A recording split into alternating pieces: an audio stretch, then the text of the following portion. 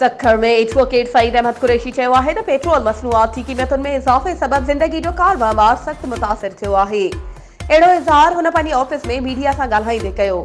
Advocate Saeed Qureshi जो वधीक चवणु हो त महांगाई सबबि जिते आम माण्हू मुतासिर थियो आहे उते वकील बि मुतासिर थिया आहिनि। अदालतुनि में इंसाफ़ लाइ ईंदड़ साइल बि परेशान थियनि था। सफ़ेद पोश तबिके खे पंहिंजो भरम क़ाइमु करणु मुश्किल थी चुको आहे। डॉलर जी उॾाम पाकिस्तान जे हर शोबे खे नुक़सान पहुचायो आहे।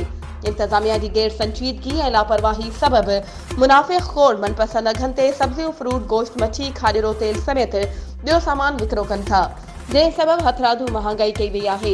हुकूमत खे घुर्जे त हू हथरादू महांगाई कंदड़ मुनाफ़िक़ खोरनि ख़िलाफ़ कार्रवाई कराए अवाम खे सस्ते अघ ते वाहिपे ऐं इस्तेमाल जूं शयूं फ़राहम कयूं वञनि। वधीक ख़बरुनि ऐं अपडेट्स जे लाइ असांजे चैनल खे सब्सक्राइब कयो ऐं हा, बेल आइकन खे प्रेस करणु न विसारिजो त जीअं असांजी हर नई अचण वारी वीडियो तव्हां ताईं पहुची सघे।